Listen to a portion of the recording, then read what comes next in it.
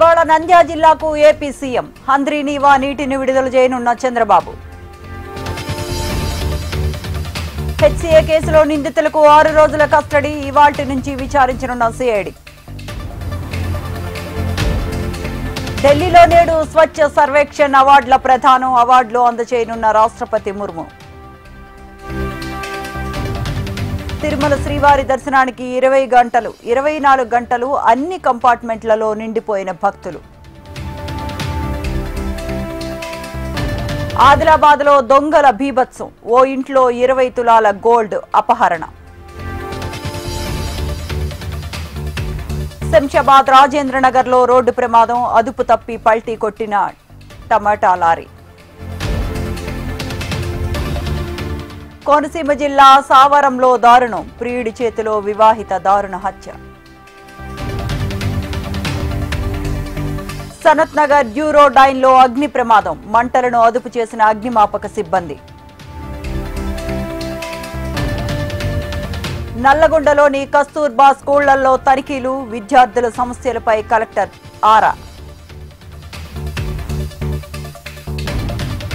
ఇవాళ సిద్దిపేటలో గవర్నర్ పర్యటన, కోహెడా స్టీల్ బ్యాంక్ ను ప్రారంభించనున్న జిష్ణుదేవ్.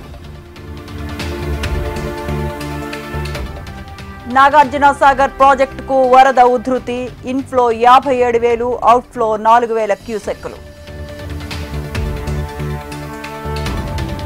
ఏపీలో డిగ్రీ ప్రవేశాలకు ఆన్లైన్ అప్లికేషన్స్, ఉత్తర్వులు జారీ చేసిన ఉన్నత విద్యాశాఖ. వచ్చే నెలలో చైనాకు ప్రధాని మోదీ, గల్వాన్ ఘర్షణ అనంతరం తొలిసారి పీఎం పర్యటన. వర్షాల కారణంగా అమర్నాథ్ యాత్రకు బ్రేక్ ప్రకటించిన జమ్మూ కాశ్మీర్ సమాచార శాఖ. 125 యూనిట్లలోపు కరెంటు బిల్లు ఫ్రీ, బీహార్ ప్రజలకు సీఎం నితీష్ వరాల జల్లు. వ్యక్తులు మరణించిన యాక్టివ్లోనే ఆధార్లు, ఇప్పటి వరకు 1 కోటి కార్డులే డీయాక్టివేట్ చేసినట్లు వెల్లడి.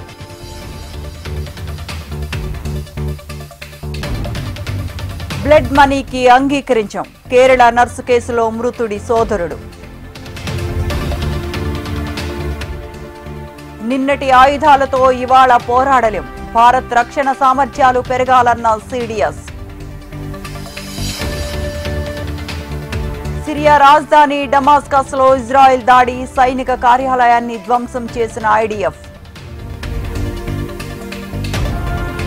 ఇజ్రాయెల్ క్యాన్సర్ లాంటిదన్న ఖమేని, అమెరికా చెప్పు చేతల్లో నడుస్తోందంటూ ఆగ్రహం. త్వరలోనే భారత్ అమెరికా వాణిజ్య ఒప్పందం, టారిఫ్లపై చర్చ జరుగుతున్నాయన్న ట్రంప్. నాకేమైనా జరిగితే ఆర్మీ చీఫ్ దే బాధ్యత, పాక్ మాజీ ప్రధాని ఇమ్రాన్ కీలక వ్యాఖ్యలు. అంతర్జాతీయ క్రికెట్ కు రసెల్ గుడ్ బై, రిటైర్మెంట్ ప్రకటించిన వెస్టిండీస్ క్రికెటర్. ఇంగ్లాండ్ టూర్లో భారత్ అమ్మాయిల జోరు, తొలి వన్డేలో 6 వికెట్ల తేడాతో భారత్ గెలుపు. జైస్వాల్ 5, పంత్ 8, గిల్ కి 9వ స్థానం. ఐసీసీ టెస్ట్ ర్యాంకింగ్స్ లో మనోళ్ల హవా.